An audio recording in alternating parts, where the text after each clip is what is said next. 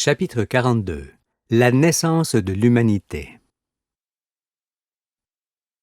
Avec l'activité électromagnétique des astres, nous avons acquis la certitude que notre Soleil deviendra une étoile géante dans les temps lointains, en remontant la branche de la galaxie. Mais, pour l'instant, et parce qu'il possède encore Neptune, Uranus, Saturne et Jupiter qui croissent dans sa famille avec leurs satellites, en augmentant son inertie d'ensemble. Le Soleil descend pour l'instant vers le bord de la galaxie. Pour ces raisons, on sait que la famille solaire est l'une des plus jeunes familles de la roue. Mais cette jeunesse se remarque aussi par le climat tempéré qui est consécutif à la stabilisation de la Terre qui s'est opérée récemment. Ayant besoin de cette stabilité, l'humanité n'existe donc que depuis peu de temps. Et c'est pour qu'elle demeure que Dieu envoie son Fils unique aujourd'hui. Âge de l'humanité. Rappelons que ce sont les grands et rapides changements de température dus au va-et-vient de la Terre qui façonnèrent les continents. C'est pour cela que, sur le plan climatique et géologique, il s'est produit beaucoup de changements le long des ères, jusqu'au début du Quaternaire où la Terre se stabilisa. Et c'est en raison de cette stabilisation, qui n'eut que peu d'influence sur le relief, qu'il est fort difficile de distinguer le tertiaire du Quaternaire, notamment en étudiant les sols et les climats. Cependant, il est aisé d'admettre que l'ère Quaternaire, le 6e jour, est la seule ère qui pouvait offrir le climat et les conditions de vie favorables à l'existence de l'humanité. Et c'est ce jour-là que l'homme fut créé, comme Moïse l'a fort bien illustré. Le début du Quaternaire fut essentiellement marqué par le changement climatique de la Terre qui, s'étant à nouveau rapproché du Soleil, se réchauffait continuellement. L'âge du Quaternaire, où le climat devint tempéré, donne aussi l'âge approximatif de l'humanité que l'on peut raisonnablement estimer à 10 000 ans. Au début de cette ère, ce fut aussi la période où les grands glaciers finissaient de fondre. On peut également faire une telle estimation à partir de ce que fut la croissance de l'humanité. On a déjà fait ce calcul et on a pu situer l'origine de l'homme à plus de 10 000 ans, ce qui d'ailleurs correspond mieux aux vestiges que l'on trouve de la présence humaine. En raison de la jeunesse évidente de la famille solaire et de tout ce que l'on a étudié sur les formations et les grands changements de température, notamment aux extrémités des airs, nul ne peut croire plus longtemps que l'homme existe depuis 4 millions d'années, mais qu'il existe depuis une dizaine de milliers d'années tout au plus.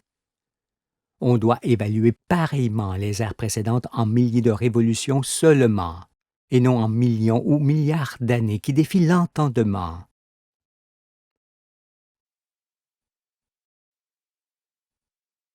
Les 4 couleurs de l'humanité. Pour comprendre le monde et connaître sa destinée, il faut nécessairement avoir à l'esprit que l'homme est dans son enfance sur cette planète, qui est elle-même en bas de la grande spirale et dans les débuts de son existence.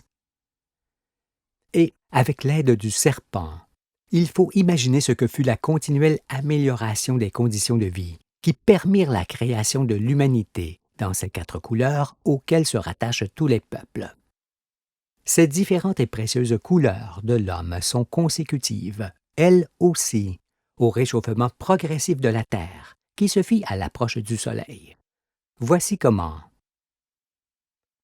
On observe ici la Terre à la sortie du tertiaire, en fin du mouvement de va-et-vient qui la fit entrer dans le Quaternaire où elle se stabilisa. Bien que déjà réchauffée et couverte d'un très grand nombre d'espèces animales, elle se rapprocha encore un peu du Soleil, en resserrant progressivement ses orbites, qui l'amenèrent doucement dans la région du ciel où nous nous trouvons aujourd'hui. Ce qui permit évidemment à la région équatoriale de se tempérer en premier. Puis, au fur et à mesure de son avancement, cette douce température s'étendit sous toutes les latitudes. Ainsi, il s'avère que les conditions de vie nécessaires à l'existence humaine apparurent en premier à l'équateur, sous les tropiques. Ils se répartirent ensuite sur l'ensemble du globe, qui se réchauffait lentement. Il est alors manifeste que ce sont les hommes très noirs qui furent créés les premiers dans les régions équatoriales. 1. Puis un peu plus tard, et plus loin de l'équateur, 2. Vers les hommes moins noirs et plutôt bruns de peau. Plus tard encore et toujours plus loin, 3. Ce sont les hommes jaunes qui arrivèrent sur Terre. Et en dernier, 4. Ce sont les hommes blancs qui naquirent en terminant la création. Ce sont là les 4 générations qui apparurent l'une à la suite de l'autre et sans discontinuer sur la face de la terre. En vérité, lorsqu'au 6e jour le jardin fut achevé et rempli d'animaux de toutes les espèces, Dieu créa l'humanité dans un même mouvement et dans une seule couleur dégressive, passant par ces 4 nuances. L'humanité est ainsi comme un seul fil teint pour le premier quart en noir, pour le deuxième quart en brun, pour le troisième quart en jaune et pour le quatrième quart en blanc. Il s'agit des 4 colonnes du temple de Dieu, des 4 couleurs dégressives et distinctes de l'humanité, qui se subdivisent en races, en peuples, en tribus, en familles, en couples et enfants. Si l'on considère qu'en raison du déplacement de la Terre et de l'apparition du climat favorable à l'existence humaine, 1000 années environ furent nécessaires pour former les peuples d'une couleur. 4000 années furent alors utilisées pour former l'humanité entière. Les premiers hommes noirs ont été probablement créés il y a environ 10 000 ans, et les derniers hommes blancs il y a environ 6000 ans. 4000 ans auraient été indispensables pour former tous les peuples sous le soleil, et 6000 ans de plus pour qu'ils se multiplient chacun dans sa couleur et remplissent la terre entière. Bien qu'approximatives et incertaines, ces durées sont cependant vraisemblables et fort proches de ce que fut le passé historique de l'humanité. Nous sommes maintenant au terme des 6 jours, là même où le monde est conduit dans toute la vérité par le Fils de l'homme. Et nous entrons dans le 7e jour, qui est le commencement du règne de Dieu, comme cela est exprimé dans la Genèse.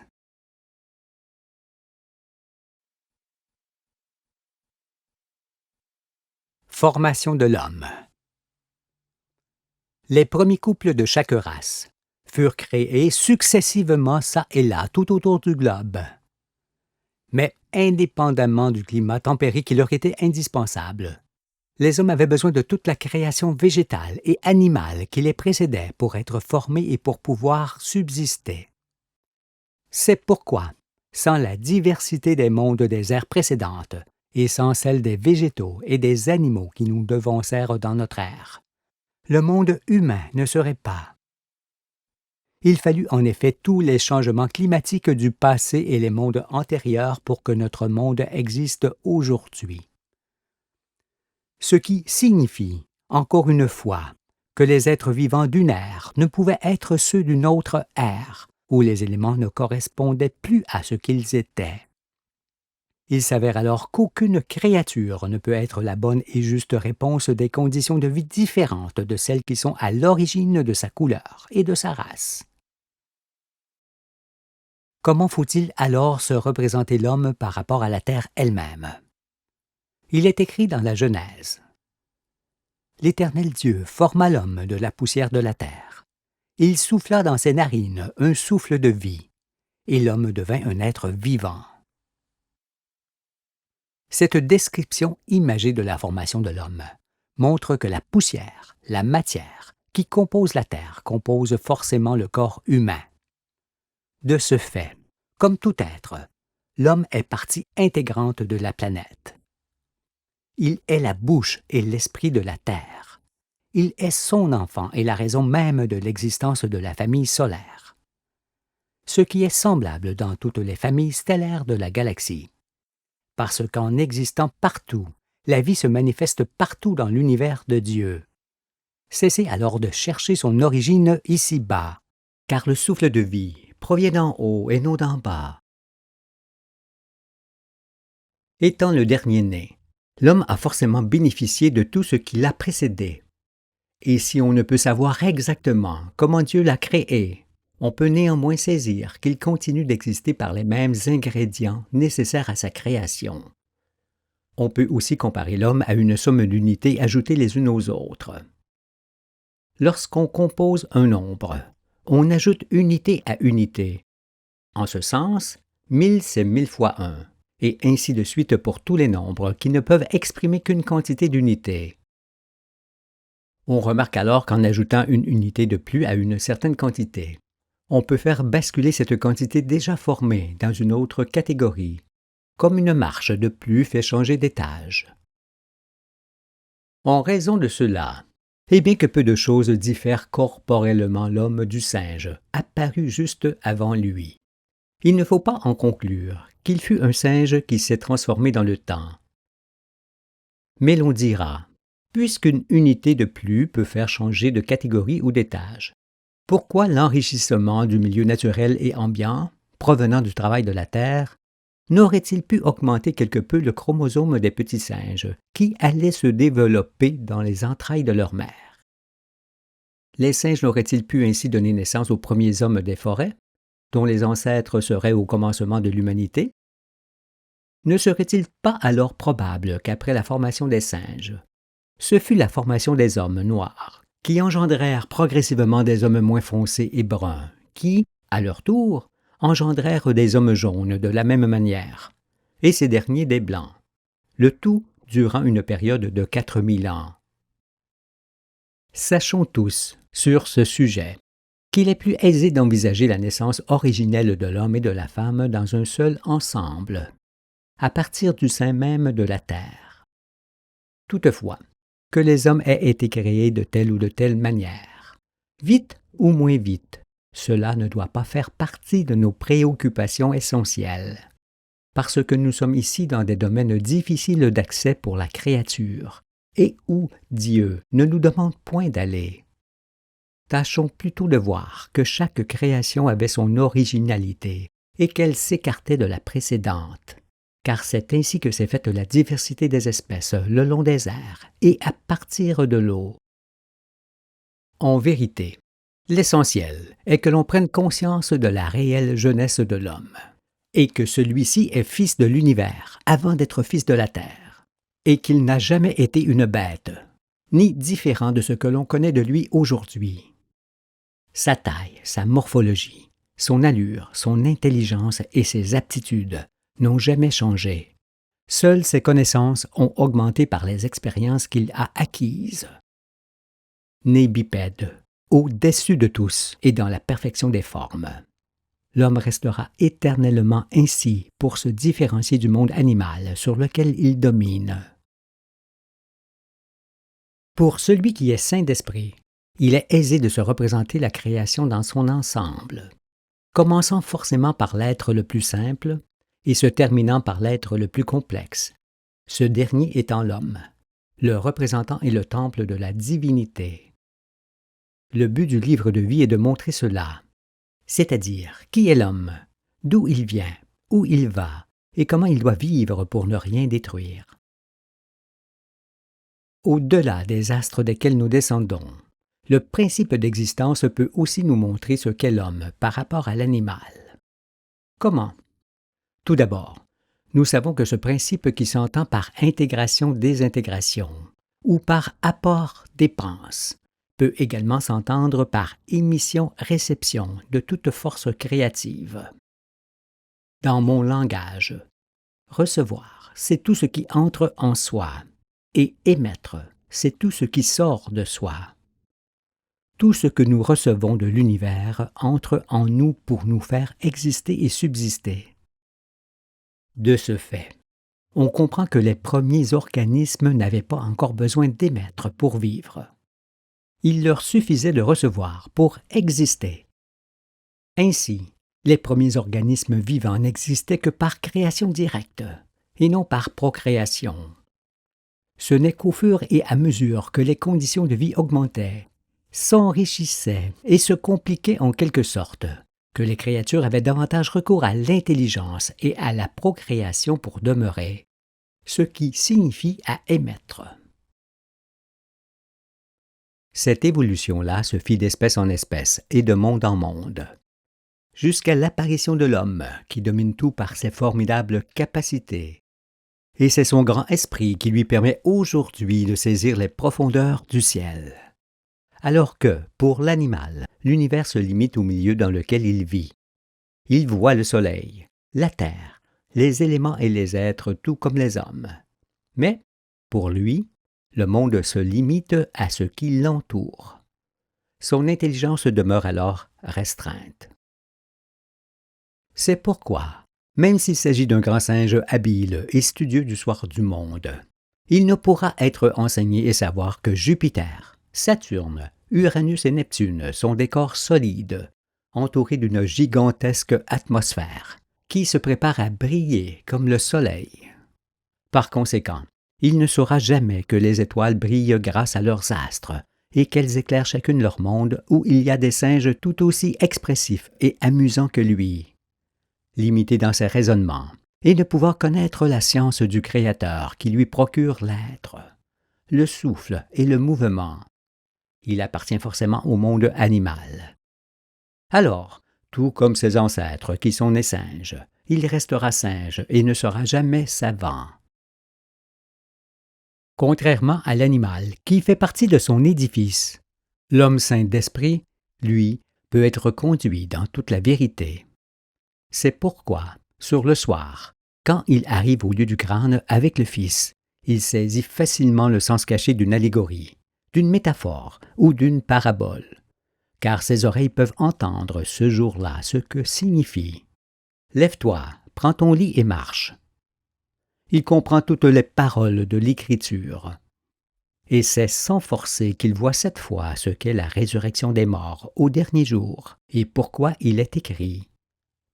En ces jours-là, les aveugles verront. Il en est ainsi parce qu'en étant débarrassé des mensonges scientifiques et des mensonges religieux, l'homme dont l'esprit ne cesse de s'accroître le long des siècles peut au soir du monde aisément différencier le bien du mal, ainsi que le vrai du faux. Il est alors au zénith de la compréhension et discerne parfaitement les éléments de l'univers qui lui donnent corps et esprit. Ainsi il se fond avec son Créateur et prend conscience que cette lumière qui le distingue de l'animal fait de lui la plus grande créature qui puisse exister. Je parle de vous, les humbles de la terre, de vous tous les circoncis de cœur qui comprenez promptement les paroles du Fils de l'homme.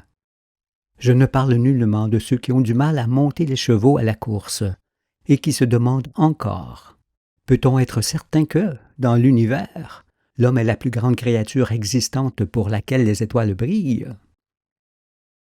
À cette question, je réponds encore une fois que ce sont les multiples perceptions de l'homme qui composent sa conscience, son esprit avec lequel il peut identifier tous les éléments de l'univers qui lui procurent existence. Et c'est toujours son esprit qui le dote de la parole avec laquelle il pense et tient raisonnement. C'est pourquoi, lorsqu'il démontre les deux faces de l'électromagnétisme universel et les processus qui amènent son existence, l'homme émet autant qu'il reçoit. Il atteint ainsi des sommets auxquels il ne s'attendait pas. Que peut-on en effet démontrer au-delà de l'univers vivant qui nous donne existence? Quand on le fait, on démontre Dieu. On sait alors qu'on est soi-même son temple, sa demeure. On s'éclaire et on change forcément. L'homme est bien pour cela l'état premier de l'ange, ce qui le différencie de l'animal. C'est pourquoi j'ai dit que, dans l'univers, il ne peut y avoir un être supérieur à celui qui devient ange. Et c'est ce que vous devenez, vous qui naissez une seconde fois de l'esprit, avec moi.